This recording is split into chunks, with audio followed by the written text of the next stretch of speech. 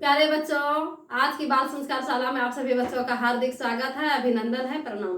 परम पिता परमात्मा का ध्यान करते हुए बोले, उस प्राण स्वरूप दुख नाशक स्वरूप श्रेष्ठ तेजस्वी पाप नाशक देव स्वरूप परमात्मा को हम अपनी अंतरात्मा में धारण करें। वह परमात्मा हमारी बुद्धि को सच्चे मार्ग की ओर प्रेरित करे। बच्चों, आज हम चर्चा करेंगे अहंकार के विषय में। अहंकार क्या है? अहमियता से भरा हुआ, घमंडी, अहंकारी, अपने आप को श्रेष्ठ समझने वाला।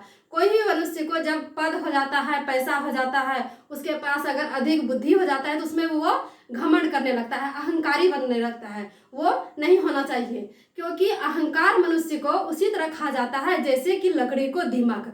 अगर किसी लकड़ी में अगर दीमक लग जाए, दिया लग जाए, तो क्या होता है, ऊपर से वो बहुत सुंदर लगेगा देखने में, लेकिन अंदर अंदर क्या होता है, खोखला हो जाता है। उसी तरह अगर मनुष्य को अहंकार हो जाए, क्या होता है, उसका अंदर ही अंदर खोखला हो जाता है, वो मनुष्य अहंकारी बन जाता है।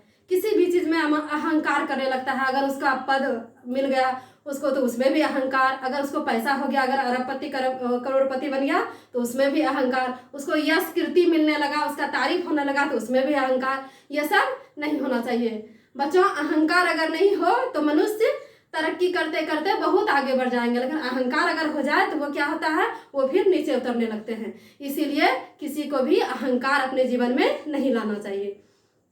बच्चों, महाभारत में पांडु का 5 पुत्र था, भीम, युधिष्ठिर, अर्जुन, नकुल, सहदेव। उसमें भीम जो था वो बहुत ही बलशाली था, बहुत ताकतवर। उसको 10,000 हाथी का बल था और वो सर्वश्रेष्ठ गदाधारी था। उसको कोई भी गदा युद्ध में नहीं हरा पाता था। और उसको क्या हुआ, यही मतलब उसको अभिमान हो गया कि हम तो बहुत सर्वश्रेष्ठ गदाधारी हैं, हमको बहुत ताकत है। उसको बहुत घमंड हो गया था। कृष्ण भगवान सोचे कि अभी तो महाभारत का युद्ध बाकी है और भीम को पहले से इतना घमंड है तो कैसे काम चलेगा, ये तो धीरे धीरे फिर खोखला हो जाएंगे, इनको घमंड हो जाएगा। इसलिए पहले इनका घमंड तोड़ने का उपाय करना चाहिए। कृष्ण भगवान तो त्रिकालदर्शी थे, सब जानते थे। तो वह उन्होंने क्या किया, एक माया का खेल खेला।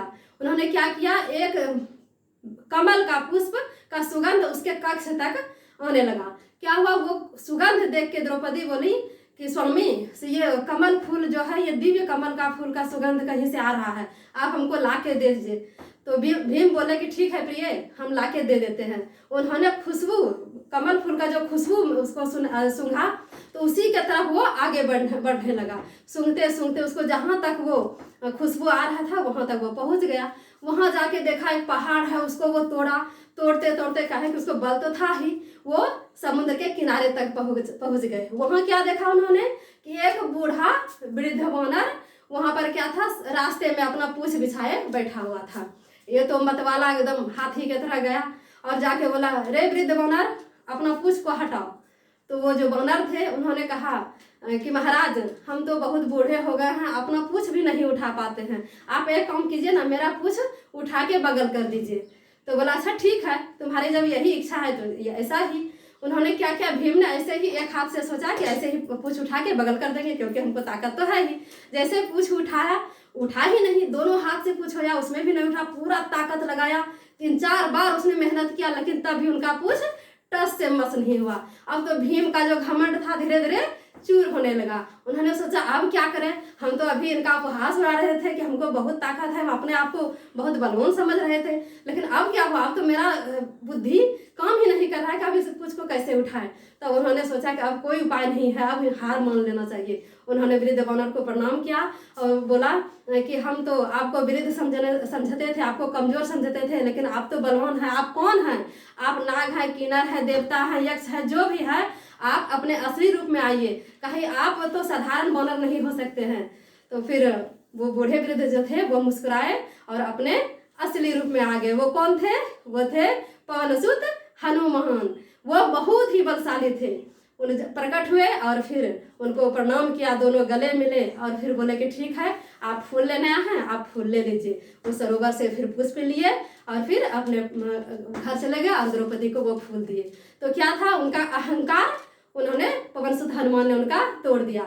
उसी तरह मनुष्य के जीवन में अहंकार बिल्कुल नहीं होना चाहिए, अहंकार रहित मनुष्य का जीवन होना चाहिए। उससे क्या होता है, हम धीरे धीरे ऊंचाई को भी छूते जाते हैं।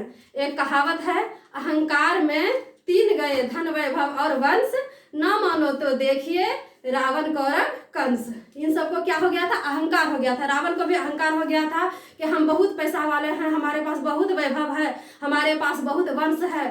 और कौरव को भी हो गया था कि हमको 100 पुत्र है, पांडु को तो सिर्फ 5 पुत्र है और हमको तो 100 पुत्र है। तो क्या हो गया, उधर पहुंचे था लेकिन इधर 100 पुत्र था, तभी उनका हार हुआ। इसीलिए कहता है अहंकार नहीं करना चाहिए। बच्चों आज बस इतना ही, प्रणाम, अभिवादन। चलिए कल मिलेंगे हम चिंता पर।